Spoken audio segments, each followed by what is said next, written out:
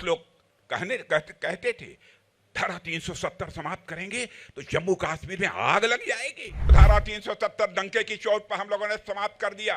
किसी मां के लाल में हिम्मत नहीं है कि अब रिवाल्वर उठाकर किसी के सीने पर अपनी गोली चलाए।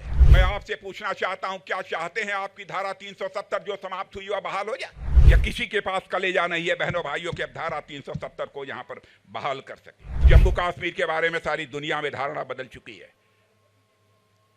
अब जम्मू कश्मीर टेररिज्म स्पॉट के रूप में नहीं जाना जाता है, बल्कि यह टूरिज्म स्पॉट के रूप में जाना जाता है। जिस समय धारा 370 को हमारे प्रधानमंत्री ने समाप्त किया, उस लोग कहते थे धारा 370 समाप्त करेंगे तो जम्मू कश्मीर में आग लग जाएगी।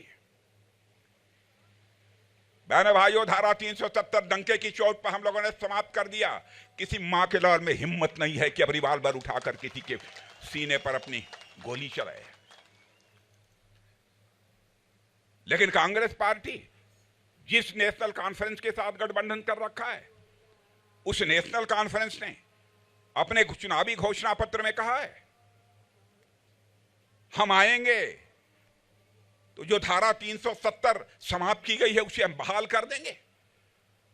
बहनों भाइयों, मैं आपसे पूछना चाहता हूं, क्या चाहते हैं आपकी धारा 370 जो समाप्त हुई वह बहाल हो जाए, या किसी के पास कलेजा नहीं है बहनों भाइयों के अब धारा 370 को यहां पर बहाल कर सके। आपने G20 का सम्मेलन देखा होगा। दुनिया के 20 देशों के बड़े बड़े दिग्गज देशों के प्रतिनिधि, राष्ट्रपति, प्रधानमंत्री दिल्ली में आए हुए थे।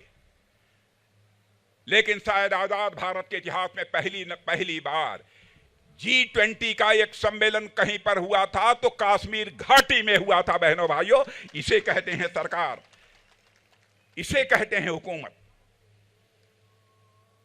पहले जम्मू कश्मीर सारी दुनिया में लोग कहते थे ये टेररिज्म का स्पॉट है। बहनों भाइयों, अब जम्मू कश्मीर के बारे में सारी दुनिया में धारणा बदल चुकी है। अब जम्मू कश्मीर टेररिज्म स्पॉट के रूप में नहीं जाना जाता है, बल्कि यह टूरिज्म स्पॉट के रूप में जाना जाता है। आपने देखा होगा कि यहां पर किस तरीके से टूरिस्ट की संख्या तेजी के साथ बढ़ी है। जाकर देखना हो तो श्रीनगर में जाकर देखिए। यहां पर लगभग 35 वर्षों तक कभी ताजिया नहीं निकला था। रेल कनेक्टिविटी हो, रोड कनेक्टिविटी हो, इंफ्रास्ट्रक्चर हो, इन सब का कितनी तेजी के साथ विकास हुआ।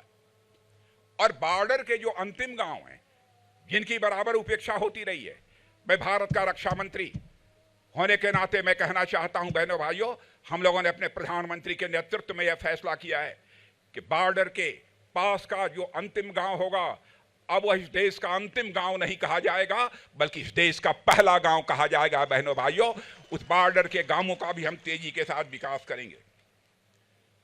जम्मू कश्मीर जाने में पहले 12 से 14 घंटे लगते थे।